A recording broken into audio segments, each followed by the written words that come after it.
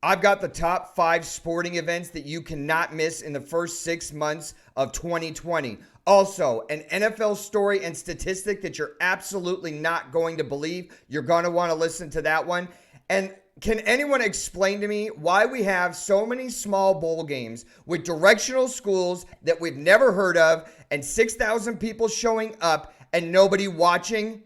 I can't answer it either, but you've found the sports talk show that helps you be smarter than your friends when it comes to sports. Let's get the show started. You're tuned into the hottest sports analysis of the week with your hosts Ron Dolbeck and Chris Roberts. And now, here's the first round.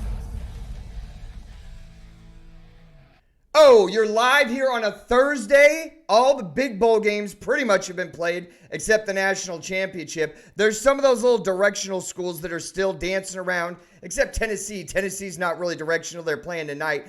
Awesome show for you tonight. I guarantee it. Entertaining. It's going to be awesome. As always, on my left is my co-host, Chris Roberts. Hey, what you doing? How's it going, man? It's going good. We're in a new year, 2020. That means you got to have clear vision on our picks.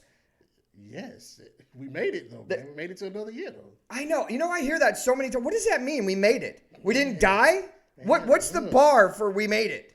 Man, look, I mean, so many people have been left in year 2019. We lost so many people. I mean, the fact that we made it, I mean, just thank God we made it to the new year. So the standard is we didn't die, we made it. We made it, man. We made it. We're broke. We don't have any girlfriends or any prospects in our future, and we made it. That's it. That's good enough. We made it, man. We're among the living. I don't know about you, Chris. How was your New Year's? My New Year was great, man. I went, hung out, saw some friends I hadn't seen in forever. Food? Football? Full football, yeah. Laziness? Full football, Fletcher's, and that was the end of the night, man. You know, I did a casino thing. Oh, really? Yeah, I did a casino thing, and there was actually prizes, and I won a shot at scratchers, $2 million scratcher, $1 million. I still haven't scratched them. Come on, man. And then I got gift certificates. I won some gift certificates to Hooters. Come on, man. The food is the best thing about Hooters. I mean, I know I'm not supposed to say that, but it just is. And then, you know what? The ball drop has become so commercialized that it's not a tradition anymore that I'm really into. It really is. I mean, everybody now seems to show their own specials, and to me, it went downhill when you have CNN that has a New Year's Eve special. It's just everything is so commercialized. The weather tonight is sponsored by Kotex. I mean, it's like, who cares? It's so commercialized. I don't want to talk about stuff like that. Let's talk about the biggest things going on in the world of sports. It can only start one place with the Orange Bowl. My University of Florida Gators taking on the University of Virginia. They get it done. 36-28. UF goes to 11 wins on the season. Virginia, nothing really to hang your hat about. They had a decent season. They just ran into a team that was a lot better from the SEC. Chris and I will talk about that. Also, Utah and Texas. Woo! I had Utah in that game for some stupid reason. Texas showed me why I shouldn't have jumped off the bandwagon. I thought they were left for dead on the side of the road. They weren't. Texas gets it done in the Alamo Bowl, 38-10. The last and biggest games of the season for Utah, they absolutely fall flat. How can that happen? I have so much faith in Kyle Whittingham. Thumbs down, man. You guys let me down. I can't even believe it. Sugar Bowl, how about all those Georgia fans out there that are up on their high horse now bragging about how awesome their season was? I think they had a good season. They take out Baylor 26-14. For that one person out there, you know who I'm talking to. Go back and watch our bowl show. I said Georgia would win the game. Thank you. Anyway, they get it done in the Sugar Bowl. Jake Fromm, I really actually want to talk about this kid. He has been one of the best ambassadors, not only on the field, but off the field for the University of Georgia. Chris and I will talk about that more. How about out of all the games besides the college football playoff, the Rose Bowl had to be one of the best. You had scoring, you had good defense, you had turnovers. Just the fact that it's the Rose Bowl, it was exciting. Both teams had ups and downs. Oregon, like I said, would walk away with the win, 28-27 over Wisconsin. 12 wins on the season for Mario Cristobal. He has absolutely turned Oregon around. Outback Bowl, nothing really to talk about here except for a good cap off to Minnesota's season. They get it done against an SEC power in Auburn, 31-24. Alabama gets it done against Michigan, 35-16. This game was so awesome for a reason that you wouldn't even understand. Michigan had a chance to stop them with 36 seconds left to go in the game. Saban decides to put it in. It causes my man Chris to lose his bet to me, and that was the reason why that game was so awesome. But there's 9 million other reasons, and actually the biggest thing about that whole game isn't even part of the game. Is Tua Tagovailoa coming back next year or declaring for the draft? I'm going to give you my opinion on that one. I've got the 5 biggest sporting events in the first 6 months of 2020. And after college football, I'm going to tell you exactly what those are and why you should be tuned into them. NFL news. The weekend for the playoffs is here. It's wild card weekend. There's 4 big games. Chris and I are going to break them all down. The Patriots are back up on the table, folks, for a really good reason. They're 12-4. I've had them upside down. They actually are going to have a tough game at home against Tennessee. We're going to talk about all of those games, including Minnesota going to the Saints, which I think is the marquee game of the weekend. And unfortunately, we ended the year with a couple losses of people in the world of sports. Don Larson, great pitcher for the New York Yankees. David Stern, former commissioner in the NBA, passed away yesterday. And Sam Weish, former coach of the Cincinnati Bengals and the Tampa Bay Buccaneers, at 74, lost his life. Those are the top things going on in the world of sports. And Chris, I don't know if you caught any of the games yesterday, but that Rose Bowl was incredible. I'm not going to start there, but just off the top of my head, I mean, that game was awesome. It restored my faith in Justin Herbert. And I think the whole story of the game was the turnovers, 4 turnovers for Wisconsin. They couldn't get themselves out of their own way. Yeah, I was looking at that game yesterday, and I was shocked because I didn't know the kid had legs like that. I didn't know Justin Herbert could run like the way he ran. I mean, it's like you just saw a little deer running yesterday. I was like, wow. All right, let's get back on track and start with a couple of shout-outs that we want to give to new people, new family members here in the first round. Victor, UF Patrol. He's a cop up at UF. He's a new member and a new subscriber to the first round. We're up to 130. It took us 8 weeks to get to 100. And in the last week, we grabbed 30 new people, which is awesome. So he's doing a great job out there. Also met another awesome guy from Gainesville, Marcus. He's a new subscriber. We want to give a shout out to a couple of the UF organizations. The first one is the track and field team, Alexis Brown, Grace Stark, and the rest of the UF track team. We want to say thank you for your support, for joining us here, for becoming subscribers.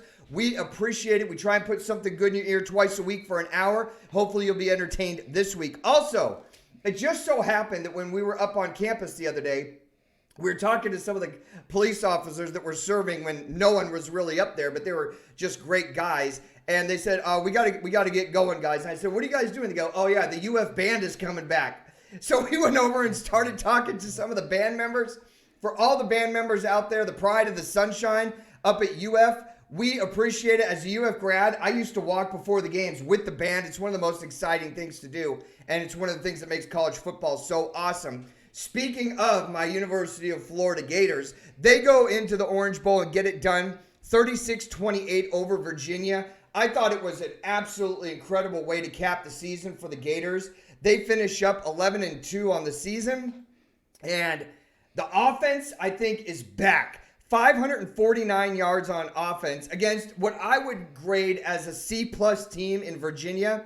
When we talk about Virginia, Bronco Mendenhall has come over and I think solidified that program. They have a great dual-threat running back in Bryce Perkins, but I just didn't think it was enough, even though they stayed in the game and had a hearty effort against the Gators. The Gators are just solid. Top 10 defensively, they finish up. The problem a little bit, though, I think, is on offense. Passing-wise, I think that they were 30th in the country. I'm not sure. But overall, offensively, they were 54th. They're going to have to bump that up if they want to contend in the East against Georgia, who I think is really solid.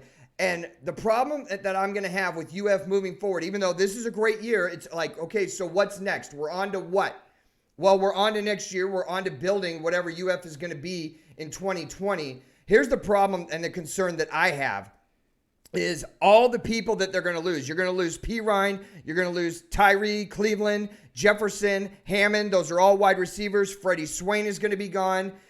That right there is a lot. How are you guys going to rebuild that offense that was just starting to get the momentum down? I'm glad that Trask is going to be back as the quarterback. Obviously, Emery is going to be the backup. I've never known that Emery has the talent to throw the ball down the field. He's just kind of a good manager of the game, and they use him in that wildcat. But the passing game is going to be my concern for next year. They have an absolute cake schedule next year. If you wanted a schedule that lines up to win the East, this is going to be it. You get LSU at home. You get Georgia in Jacksonville, and you get FSU at FSU, who I think is going to be better next year. But that should still be a manageable game. And then the rest of the schedule doesn't look difficult at all. How much is all these losses that Florida's going to have at wide receiver? 4 big losses. And P. Ryan, who was the MVP of the Orange Bowl? LaMichael P. Ryan, MVP of the Orange Bowl. Great job. How much of these losses that they're going to have, Chris, are going to affect them next year?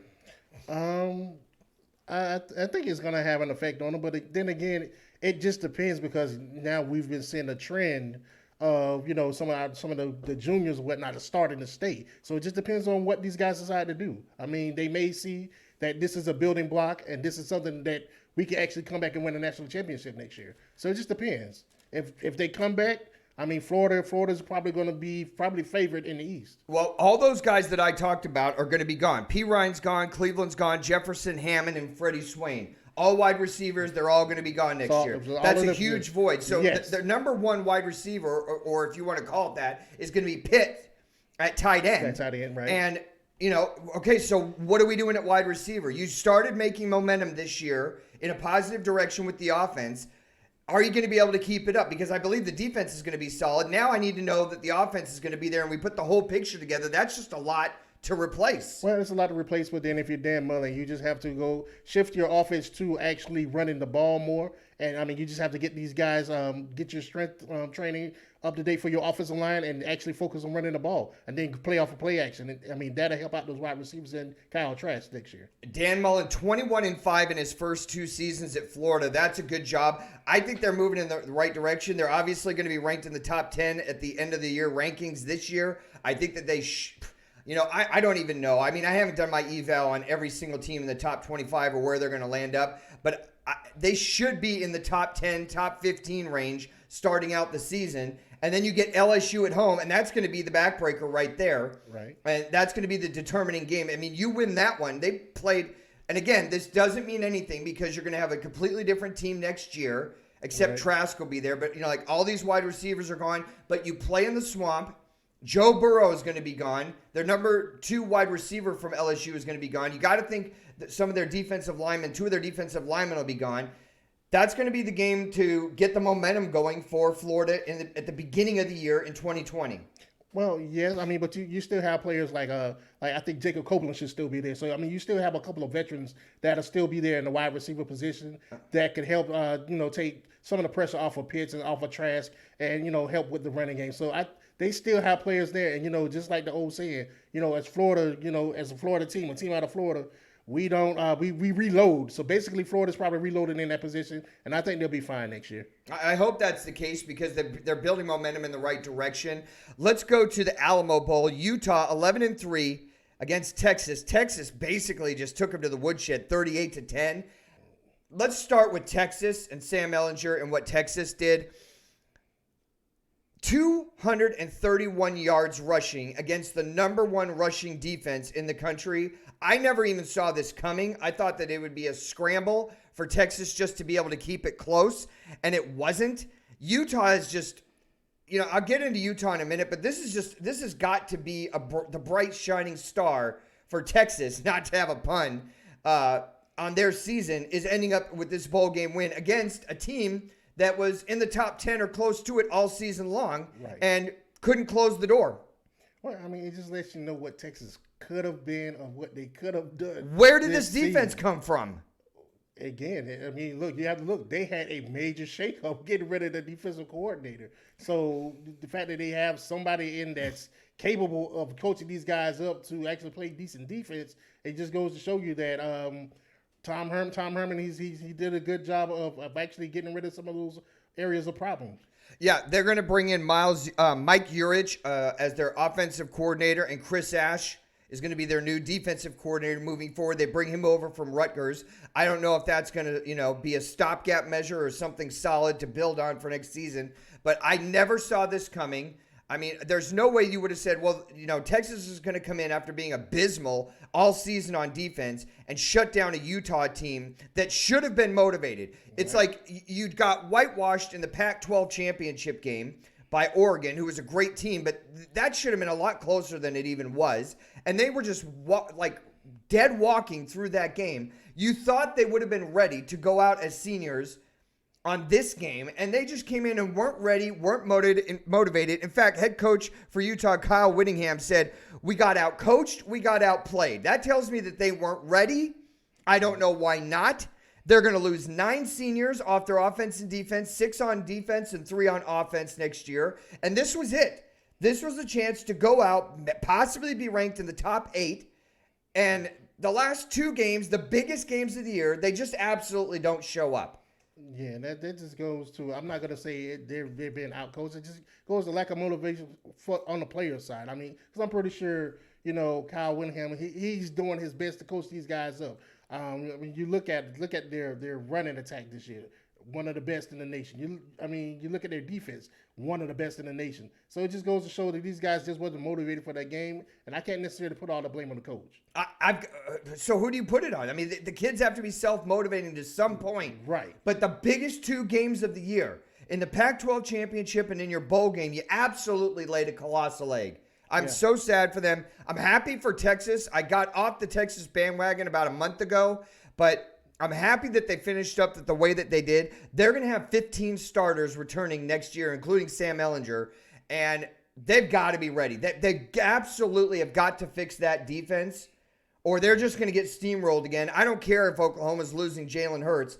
In Oklahoma, it's just like next man up. Right. They'll just get a transfer portal kid.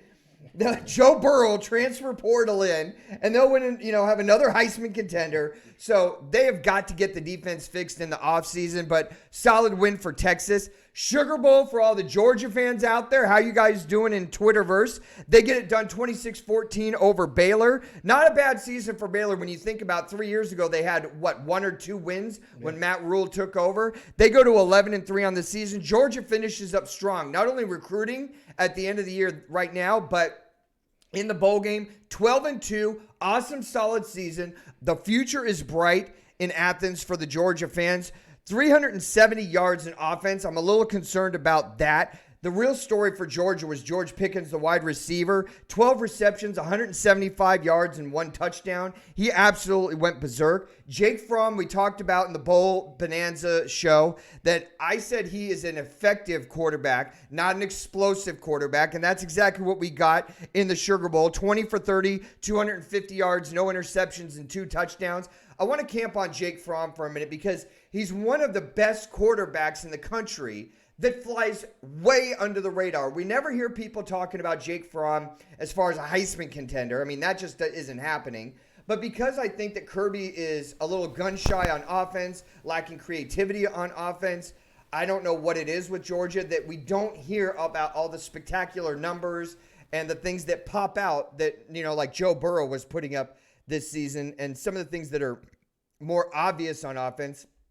But Jake Fromm, to me, has been one of the absolute shining star ambassadors in the Southeastern Conference as far as players go. He isn't going to lose a game for you, but he's not going to be, a Heisman guy lighting up the tote board with scores and moving up and down the field.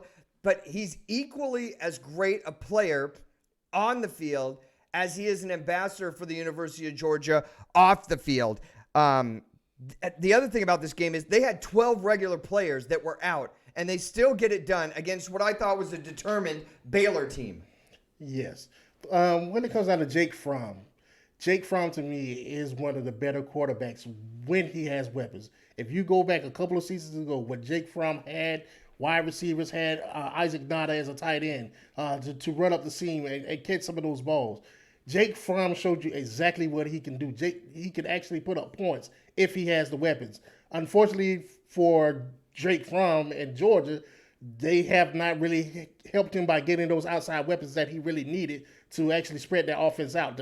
So how much of this is Kirby Smart being he's not trigger happy. He seems conservative. There's like a lack of creativity on offense. I can't imagine that it's all just not having weapons because DeAndre Swift has been there. He's only been hurt the last two games. They've had Cager has been healthy most of the season, except at the end he got hurt and had the injury to his ankle.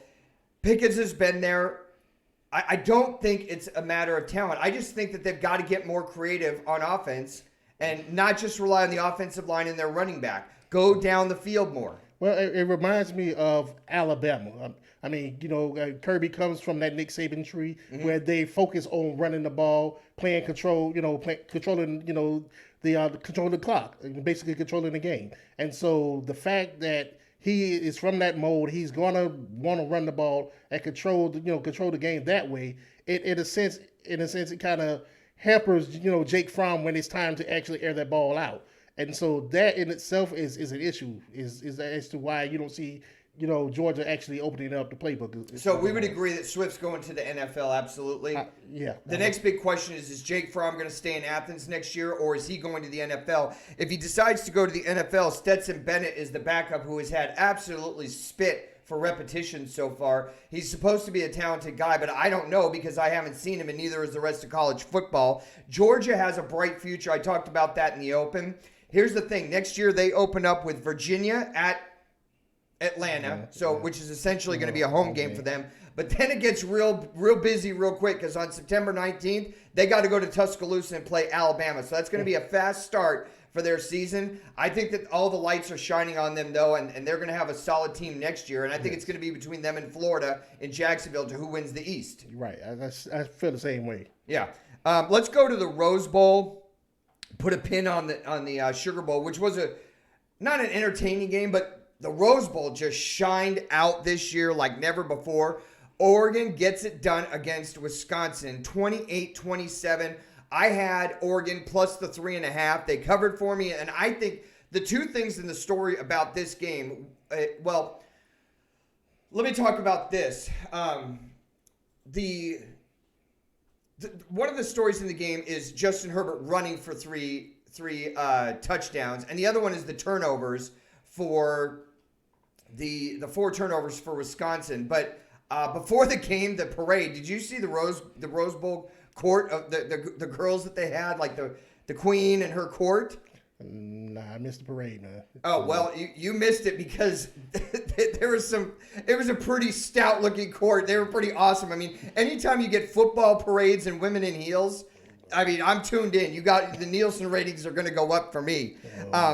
But getting back to the game, Justin Herbert, who said that he was going to run for 3 touchdowns and not pass for any, he kind of had a pedestrian game with only 138 yards passing. But I think the real story of the game was how Wisconsin once again puts themselves in a position to define their season, like against Ohio State, like at Minnesota, like in the Rose Bowl. And what do? 4 turnovers. They can't handle a punt. It ends up being a turnover and a run back for a touchdown. Yes. And they absolutely have both guns in the holsters pointing at the ground and shoot their feet off. How this happens, I absolutely don't know. When you hold Justin Herbert to less than 140 yards passing, and he says, that's fine, I'll just run for 3 touchdowns, and still beats Wisconsin. Well, what I loved about that game last night, just looking at it, was the fact that Mario Cristobal actually, what's the word I'm looking for? He actually, made adjustments in that game. If you notice in that game, they were trying to run the ball up the middle. And they see that this was not working. And towards the end of that game, Oregon started to leak out further and further to the side. And those were runs that, Herbert was able to do to actually score those touchdowns as they made those adjustments. The best thing that we could say about Wisconsin in this game is their band is really awesome. And Jonathan Taylor went 21 carries 21 carries for 94 yards. The second guy in college football history to have back-to-back 2,000-yard seasons. Is that correct? Am I out of my mind on that one? No. Yeah, him and Troy Davis. I actually met Troy Davis. One of these days, I'll tell you my Troy Davis story from a running back from Iowa State, I think in 1996, 97. But be that as it may, Mario Cristobal has Oregon going absolutely in the right direction. Anybody that had lost faith 2 years ago or last year, the glory has been restored in Oregon. And next year, their schedule lines up like this. North Dakota State. And you go, well, who are they? Well, the Bison. You're going to learn who they are because they're a pretty good team. They open up with them. The next week in Autzen Stadium, Ohio State comes calling. Ooh. And then they've got Hawaii. And you go, well, Hawaii's not that good. Well, they are on offense, and they won their bowl game. So it's going to be another challenge. So you've got the Bison coming in, the Buckeyes, and then the Rainbow Warriors. And that's just in September. And that's how they get their season started. So we're going to find out real fast and real quick what Oregon looks like next year without Justin Herbert at quarterback. If there's some way that the Patriots could get him or Joe Burrow or Trevor Lawrence next year, I would be a very happy guy. Yeah. I'll take either of those three. I think you have a shot at Herbert. I think Patriots have You think a shot he'll drop that far? Because, we're not going to be picking 31 or 32 this year. I don't think we're going to. I think our chances of making the Super Bowl are slimmer than previous years. Yeah, I think I really do. I think they have a shot at Herbert. It's going to be a few quarterbacks coming out, depending on Tua, but we'll get to that. We'll get to that right now. Alabama in the Citrus Bowl. Let's talk about that. First play of the game. 75 yards. Jerry Jeudy from Mac Jones. They go right up 7-0. Alabama gets it done in the Citrus Bowl, 35-16 over a Michigan team that has absolutely just fallen apart at the end of the season. They get blown out at home by Ohio State. They make it into the Citrus Bowl. To me, they played close in the first half. Then the wheels just came off. Bama just decided to score when they wanted to. Shea Patterson was throwing interceptions, especially in the fourth quarter when they had a chance to drive, get it close, onside kick, maybe hold Bama down in the offensive end, get a punt and get a late score. They don't make it happen. They finish up 9-4 on the season. Bama finishes up 11-2. Probably for the 75th straight week will be ranked at the end of the year rankings in the top 10. I mean, I can't believe I'm saying that. Yeah. 75 rankings in a row. They've been in the top 10. Yeah. I mean, just say that slowly. We talked earlier in the year about how you can't be jealous of greatness. This is exactly what I'm talking about. I'm not even an Alabama fan. 75 consecutive weeks ranked in the top 10. When was the last time your school, whoever you follow, did that? You just have to admit when teams are good, stop hating on them. They're just good. Michigan lost 16 straight road or neutral site games versus top 15 teams. Yeah, well, I can believe that. So let's talk about who they're keeping as their head coach or going out and getting as their head coach at Michigan. Because look at you've barely been able to beat in the Harbaugh regime Michigan State. Mm-hmm. You're getting blown out 2 years in a row disgustingly by Ohio State. Right. They've lost 4 straight bowl games.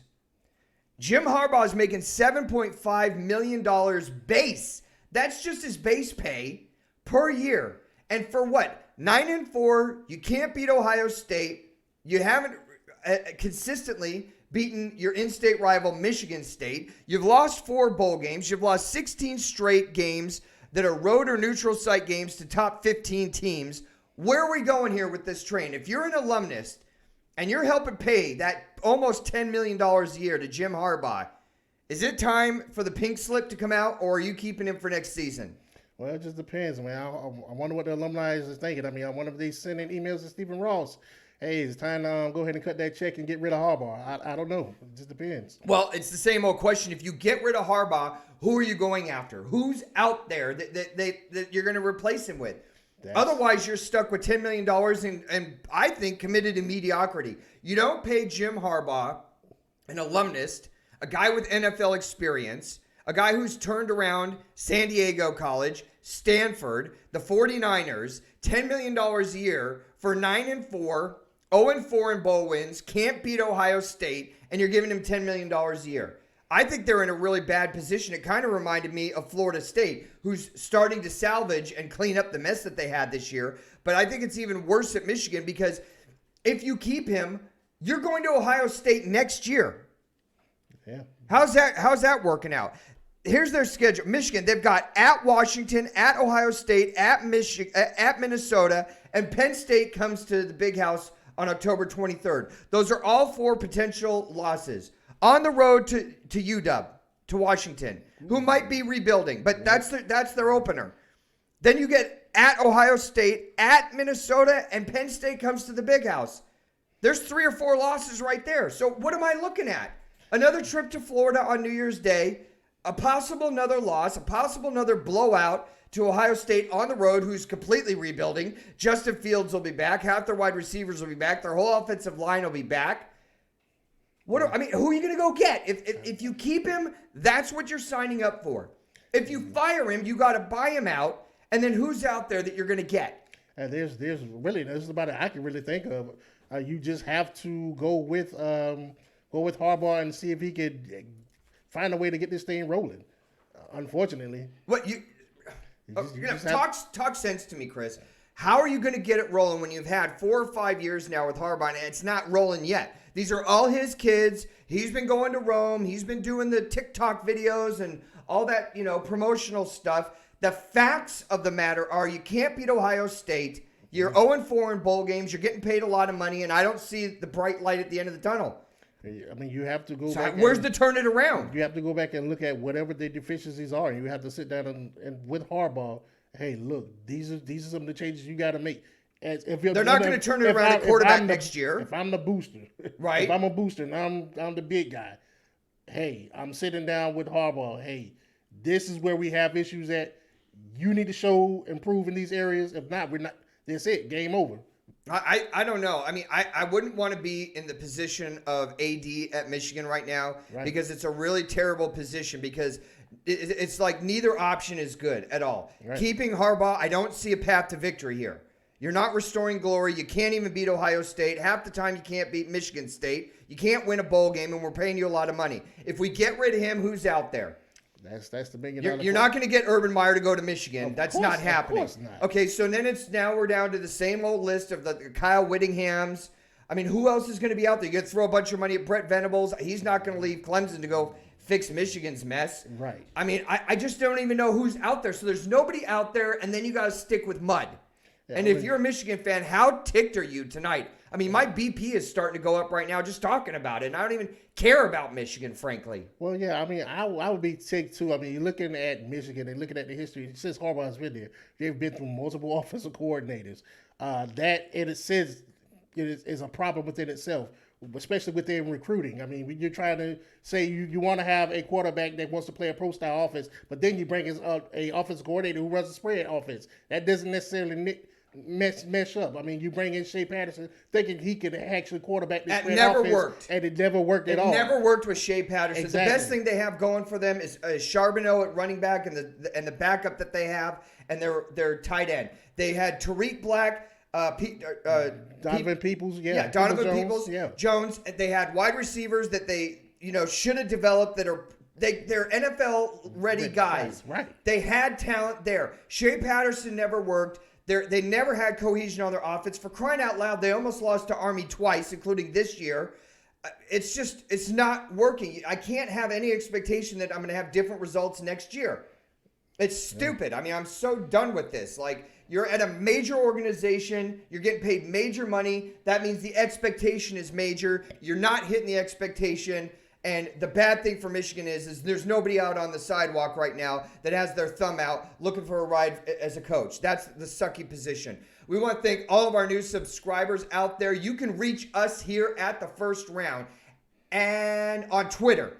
Twitter is The First Round, at The First Round 1. You can reach us here at thefirstraundrd@gmail.com, or you can go to rondalbeck.com. Help support our favorite sponsor, St. Jude, because we're in our St. Jude studios here. Top right-hand corner, you can learn all about the great things that St. Jude does for kids nationwide, and you can donate to them, which wouldn't be a bad thing either. Watching in live tonight, Phoenix J from South Florida. I like Herbert to be a better prospect than Joe Burrow and every other quarterback coming out in this draft. I like Herbert too. Yesterday we showed that he has wheels. I don't know if I like him better than Joe Burrow at this point, but if we're going to argue about those two, we're going to be splitting hairs because they're both awesome quarterbacks. Yeah, I mean they both are awesome quarterbacks. I look at Herbert. Herbert didn't really turn the ball over really until the end of the season. You're looking at Joe Burrow. He's excellent on the run. I mean, he's accurate on the run. Kind of almost in a sense reminds you of a young Aaron Rodgers. The way he's able to run and throw the ball and get it there accurately on point to the wide receiver. So yeah, you just kind of splitting hairs there. And what I like about both these guys that I've talked about 9 million times before when it comes to the draft. Maturity, maturity, maturity. There's 9 million guys out there in college football that could zip the ball 70 yards. There just is. The talent is not where you have to look. You got to have talent and maturity. Good decision making. Those are the guys that win in the NFL. And the NFL is only about one thing. Win. If you don't win, you're out. Gone. Your career's over. I don't care if it's Christmas. I don't care if you have bills. That's not my problem. The NFL is only revolved around one thing, is winning. That's what makes my next NFL story so absolutely crazy, is how is Jason Garrett still, as of we speak tonight, on Thursday, technically the head coach at Dallas? They have all kinds of talent. You end up with a losing record when you had the last month of the season, the last 5 games, making the playoffs was in your power. It was within your power. You've got a quarterback who is probably somewhere between 15 and 18 as far as best quarterbacks in the league. He wants $40 million a year because $30 million he rejected. $30 million for Dak Prescott being a middle-of-the-road quarterback wasn't enough. He told them, no, $30 million isn't enough. You got Amari Cooper. Isn't he coming up on a contract year this next year? So they're going to have to throw money at him. Yep. And they just threw money at Jalen, their linebacker. Yeah. They just threw all the money at Zeke. Yeah. And so where are we going? It's such a carnival. The two problems there are Jerry Jones and Jason Garrett. So Jerry Jones needs to fire Jason Garrett, then fire himself, and then bring in who? Matt Rule took his name off the list, so he's not going to be, I don't think he's interested in it. I'm not sure that with the Browns position opening up that Urban Meyer wouldn't be the number one contender to take over the head job there. He's an Ohio guy. He can, he's going to, I think that's more of a position for him, but I think they've got to go with an NFL guy. I don't think Lincoln Riley will be interested in that position. So who are we looking at? Ron Rivera just stepped in and took over the nightmare that is the Washington Redskins for some reason. I mean, that just screams out a paycheck grab to me, because why do you want to try and fix that? And why do you want to work for that owner, Daniel Snyder, who is a carnival on fire? I mean, that's a ridiculous move, but he needs a paycheck, so fine. So who does Dallas bring in? Dallas is going to have to find someone with a very, very, very, very strong personality. Somebody's going to NFL guy. NFL guy. Who are we talking? Throw me some names. Yeah, here we go. That's Norv Turner. Norv Turner's it's another retread pick. I'm sorry to say that, but that's what it is. Yes, it's a retread pick, but the problem that Dallas has Jerry. is you have That's the Jerry problem. who wants to be in the press conference. You have Jerry who wants to call the plays. Wants to be the GM. You have Jerry. Post-game interviews. Jerry. Post-game interview. Right. I got to pick my draft pick. I know who's best for my team. No, Jerry. Jerry needs to. We have to have Zeke. Yes. Have to have Zeke. Yeah, Jerry. Gotta have Zeke. And then how's that worked out? Exactly. Yes, Jerry needs to sit in the box just like every other owner. Right. Hire someone to take over the stressful job of being a GM and be a head coach. All right. Let's take a break from the NFL for a second. I want to talk about this list that I was thinking about this year. So, during the holidays, you have all these games that you're building up to, and New Year's and Thanksgiving and Christmas and all these things that are out there. And then I thought, okay, so what's out there that's left? There's nothing left. All the holidays are gone. I'm not looking forward to President's Day. And so I thought to myself, okay, what are the biggest sporting events in the next 6 months that I absolutely can't miss in the world of sports. So I came up with the top 5 list, okay? I'm going to see how many of these you can get. So at number 5, actually, these are kind of in order, but not completely fine-tuned. But these are 5 that I wouldn't miss. If I said to you, at number 5, May 2nd, you should not miss this event, Chris. What event in sports on May 2nd? You can't miss this. It's going to be amazing. It's going to be exciting. You're going to love it. May 2nd? May 2nd. Come on, you got 5 seconds. Ooh. 3, 2, 1. Yeah.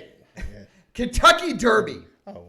The Kentucky Derby is one of those things on my bucket list that in the first 6 months of 2020, not all year, because we're going to have bowl games and other boxing matches that aren't set up yet, and a lot of NFL matchups that we don't know yet. So just in the first 6 months, Kentucky Derby, May 2nd. It's the most exciting 2 minutes in sports. Yes.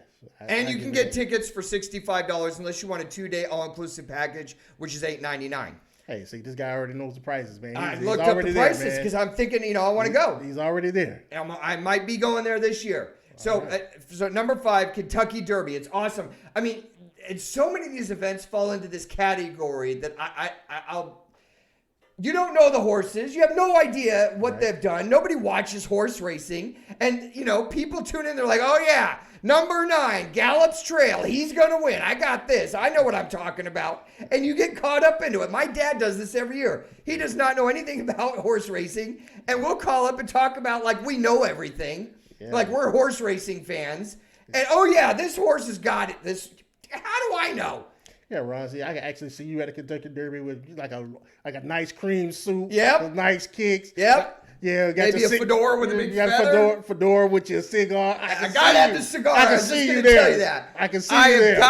I got my cigars, man. I got my cigars last week. I'm back in business. I can see you. Okay, second one. If I said to you July 24th, July 24th, this is one of the top 5 sporting events you have to see this year. July 24th, what would it be? What we got going on July 24th? July 24th is when the world meets in Tokyo for the opening ceremonies of the Olympics. Oh, okay. Now, see, I normally won't watch a lot of the Olympics. Right. And this is for the exact same reason that I talked about with the Kentucky Derby. I don't know half the events. Mm-hmm. I don't know any of the guys that are in it unless they've been in the previous 2 or 3 Olympics. Right. So I don't know what I'm talking about, and yet NBC will put out these bios that suck you in, and you got to learn what hometown they're from and this awesome story about some athlete that you've never heard of, and you're going to watch them for 2 weeks, maybe even a couple days, and then after it's over, they're gone, just like a fart in a tornado, and you never hear about them again. See, man, we get all caught up in this. See, man, I gave up on the Olympics when they were talking about breaking in breakdance, and I'm like, I'm done. I can't, man. So here's the negatives to the Olympics that I thought of. They are commercialized to death. Yes. I can't stand it. Plus, I don't know half the events. It's impossible to follow them. I mean, if it's not in the Olympics, who's watching curling or kayaking? I mean, I have equestrian, ballroom dancing. It's impossible to follow these. I only learn about them, know about them, care about them in that little 2-week sliver every 4 years. But the positives. I wrote down some positives. Okay, it restores your faith in humanity, I think. Yeah. People are coming together. It gives us a break from the nightly news of who got bombed, who got shot, who died, tornadoes, floods. Democrats hate Republicans. Republicans say that all the Democrats are liars. We get a break from that. Yeah. And we go into this little fantasy world that involves sports and competition and country pride, and it's awesome. Plus, it's super colorful, and they usually do cool stuff in the opening ceremonies. Yeah. Now, I'm not talking about the whole Olympics. I'm just talking about the opening ceremony. You got guys flying into the stadium on jetpacks, and the best one I've seen for my friend Keith out there and his wife, who's from Great Britain, G'day, or whatever they say over there. They put some toothpaste on a cracker. Have you ever seen the people over there, their teeth? I don't know. Anyway, the 2012 London opening games were the best I've ever seen. They had whole cities rising out of the track and field area. Right. I could care less about all the athletes coming in. That's 3 hours of my life that I can't pronounce half of those countries. Yeah. I don't know any of the athletes. I can't get that time back. I don't care. Yeah. All the other stuff with people flying around and the strobe lights and pyrotechnics, all that stuff that's culturally centric to the city and the country that they're playing in, I think is awesome. Yeah. That is great. I love that. That's my number 4. Let's get to number 3. February 2nd. You can't miss. Okay. That's a fight. And that's a big fight. Okay, if I said you can't miss this event on February 2nd, what am I talking about? You're talking about Tyson Wilder and Deontay. No, I'm not. What? No, I am talking about the Super Super Bowl. Bowl. The Super Bowl is an event that you cannot miss in the first 6 months of the year. It's February 2nd. It's down in Miami. It's going to be the Patriots and somebody. No, Okay. Here we go. I can't even say that with a straight face. It could be the Patriots. They're in the playoffs. Dallas isn't, so I don't want to hear it. But listen, here's the great thing about it. It's a major event that gets the whole country and the whole world watching. You usually have a good halftime show unless it's Justin Timberlake, and that was just like, oh my gosh, that was so terrible. I just wanted to put forks in my eyes, gouge the eye sockets out, knowing I couldn't see for the rest of my life, but I would never have to look at that again. And it is the biggest excuse every single year besides the holidays to do what? Throw a party. Yeah. How many times have you thrown a Super Bowl party and your team wasn't even in it? You just have people over, chips, all the side dishes, plenty of beer, maybe some mixed drinks if you're a little high end. God forbid we have a great cigar in there. I mean, I would love to get the cigar thing going again. I bet you would. You know, there's a cigar place in Louisville called Executive Cigar. If you're ever even remotely near Louisville, I'm going to give a shout out to all my friends up there. I miss you guys. Awesome place to go. The owner's a Yankee fan, so he's obviously demented. But besides that, I like him already. the Super Bowl. Super Bowl's number 3. Okay, so now you'll know what number 2 is. February 22nd. That's the 22nd. Okay. Tyson Fury against Deontay Wilder. It's a heavyweight fight. That right there, and it's in Vegas. Yes. And it's a guy who's Irish. I've been going to Vegas for 30 years, 4 or 5 times a year now. Right. The craziest, happiest, most festive, flag-filled everything is when Conor McGregor fights or another Irishman. If there's anybody Irish involved, the beer is flowing, the curse words are flowing, and the flags are flowing. I mean, Vegas is already awesome to be in, but if you could be there for a heavyweight fight with 2 guys at the top of their game, this is not Pacquiao and Mayweather where it's like, I wanted to see that 6 years ago. It's now. They're awesome now. I want to see that fight now. And we get to see it again. So we got Wilder and Tyson. And Tyson Fury. Yeah. Yeah. The big, he's been everywhere lately too. Oh, everywhere. He was at the college football playoffs, Tyson Fury. Yeah, giving interviews and everything. Yeah. Isn't he just a jolly guy? He's kind of a knucklehead. Yeah. You never know if he's going to say a bad word, but he's just kind of like. Yes, he's a happy guy. He's a happy guy, down to earth guy, and just listen to some of his interviews outside of sports, just giving just a story on his life. Yeah, this guy has been through a lot, and this guy, it's amazing that he's here doing what he's doing right now. Oh yeah, if you're not into boxing, shame on you. I'm telling you why. This fight you don't want to miss. I'm not promoting this fight because I'm getting money for it. I'm telling you. If you're just a raw sports fan, you are going to love this fight. You have a guy who is technically one of the best boxers in the world right now, going up against a guy that is not technically one of the best boxers, but one shot will send 20,000 people jumping out of their seats and end the fight. And that's what you're getting with Tyson Fury against Deontay Wilder. This, I think, will be an amazing. I am so against pay-per-view. Right. This one is happening. I mean, I have to be on my deathbed, and I'll probably still be crawling out of my coffin, coming back to the 75-inch 4K TV to see this one. That's how big it is. Okay, this one's not necessarily number 1, but if I said April 23rd is the 5th thing that you have to see if you're a sports fan this year, what would that event be on April 23rd? April 23rd. Only thing I can think around April 23rd is... See, we don't think in terms of dates.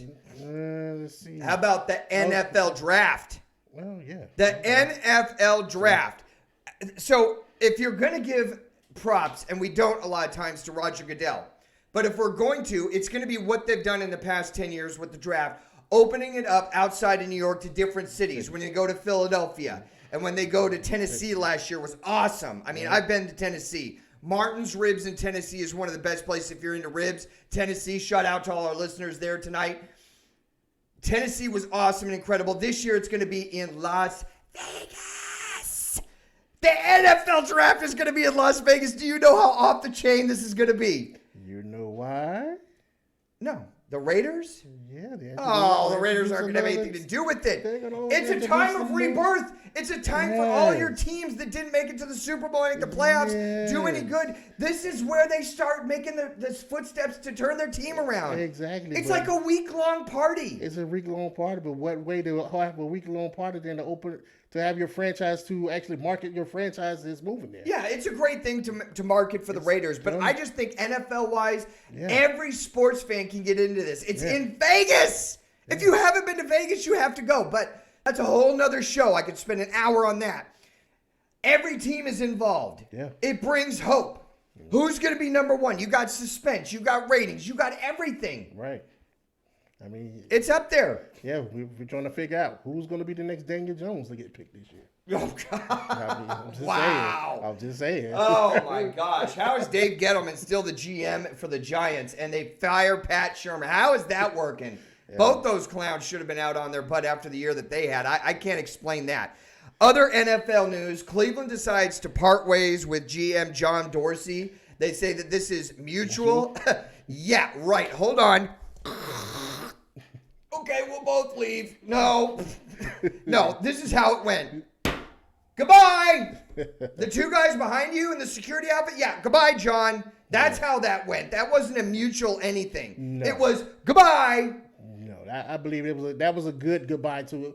And hopefully they could bring in a decent general manager that could turn that team around. They have so much talent. But I think they have enough talent to contend for a playoff spot. They have talent. But their quarterback is immature. And that's what we've talked about a million times here. Exactly. That's what I'm saying. They have to bring somebody in that's going to be able to actually put this knucklehead in the head like, hey, we're not having this today. Yeah, we'll sit you. Yes. Yeah, if you don't act right and perform right, both, you will sit. So sources close to the Cleveland Browns say that there is a strong interest in Urban Meyer. Yeah, you think? He's won everywhere he's been, and all this guy does, he's like Bill Belichick for college football. All Urban Meyer does is football. You think there's a strong interest there? I'd be throwing I'd have a truck full of money. Beep, beep, beep. Back it up to his house and just drop it there. Yeah. Strong interest in Urban Meyer. Here's the thing. They've only had 11 different head coaches since 1999. This is laughable. It's like once every 2.2 years you get a new head coach. Yeah. I can't even name all the head coaches that they've gone through. Yeah. So we've talked about them enough. How about John Gruden coming out today and other NFL news being asked about Derek Carr? I said at the top of the show, I have a statistic and a story in the NFL that you're not going to believe. And this is it. Okay. John Gruden was asked about his confidence level in Derek Carr. And it was kind of Bruce Arians-esque because he kind of dodged it and said, company line, PC correct garbage. We're going to evaluate in the offseason. What's there to evaluate? Here's the statistic with Derek Carr. Let's go. Okay. In NFL history, he has the most losses of any quarterback. He's second. He has the second most losses of any quarterback in their first 6 years in the NFL. What are we reevaluating? He's never played in a playoff game. He has never won a playoff game. What are we reevaluating, John? You can't look on the tape from the past 5 or 6 years and see what's going on with this guy. So in all of NFL history, he has the second most losses in the first 6 years being a quarterback. The only person that beats him out for more losses in the first 6 years, this is so great, it's his brother, David Carr. David Carr has the most losses as an NFL starting quarterback in their first 6 years. Now, here's the other statistic that I did some diving today for the show. You guys, I hope you appreciate these stats. They have paid the Carr brothers $200 million. $200 million in salary. To suck. They have never started a playoff game, nor have they ever won a playoff game. $200 million. I'm right here.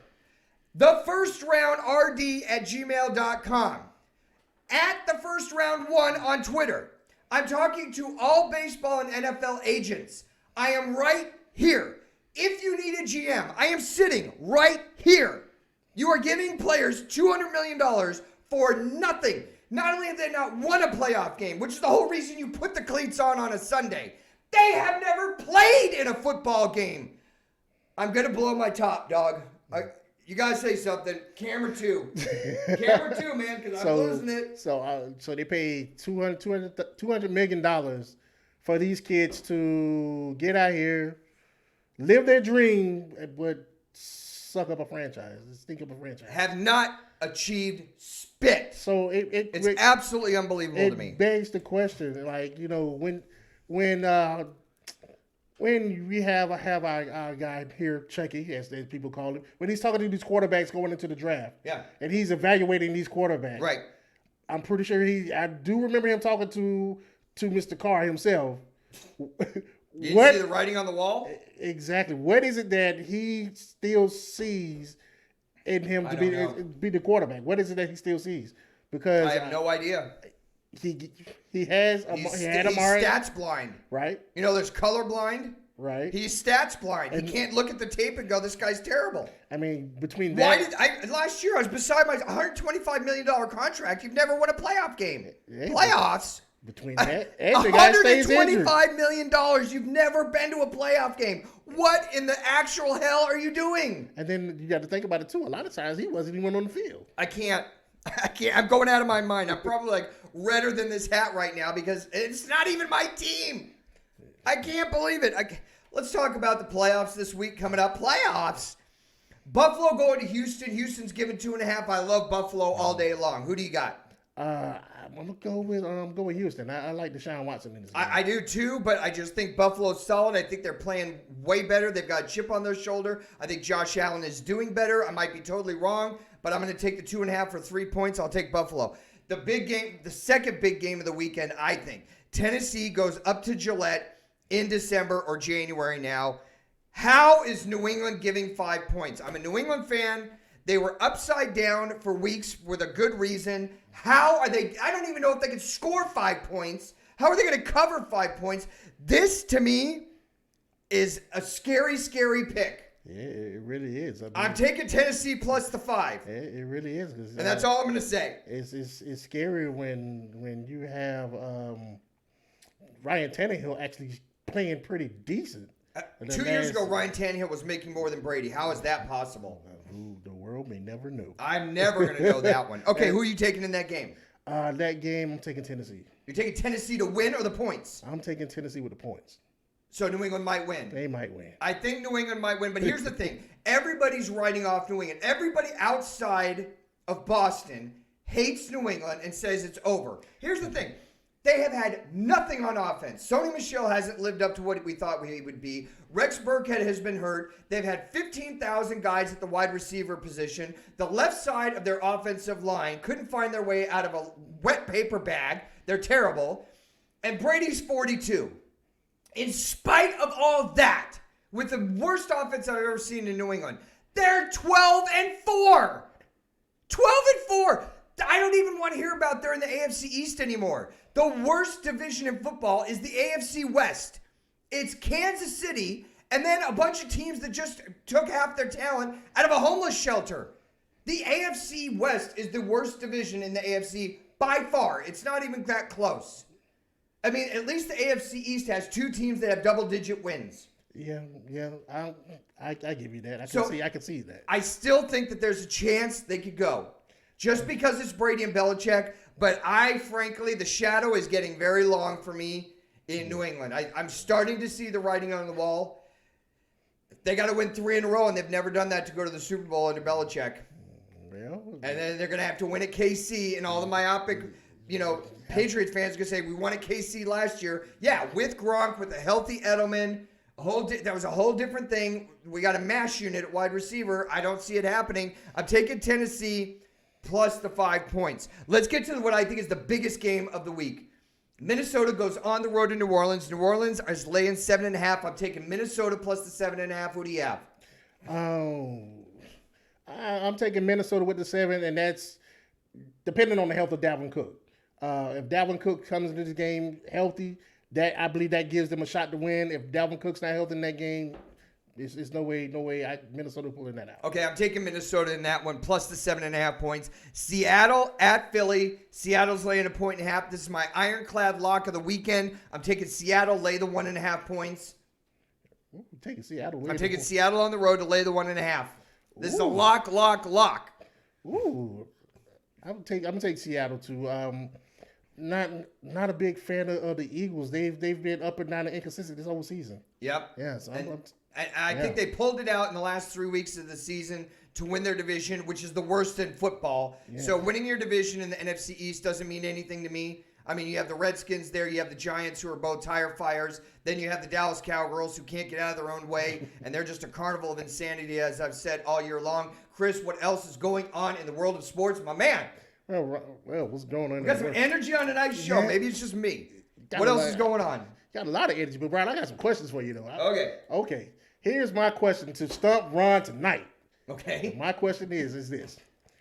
Barry Sanders, in college football, Barry Sanders set 34 records. Mm-hmm. As of right now, 27 still stands. Can you name me one of those records that still stand? Oh, my gosh. All-time, so most rushing yards by a running back in college football for one season. Correct. That's one of them. That's one of them. Okay, because you said before the show, we didn't even get close. Yeah, that's one. And we don't go over the questions before the show. No, they go over questions. But do you also know that while he set that record in that one season, he did it in just 11 games? No. Oh, yeah, because they weren't counting playoff games like they do now. Exactly. Yeah. Okay, Jonathan, just a quick fun fact. Jonathan Taylor had 2,000-yard seasons. Right.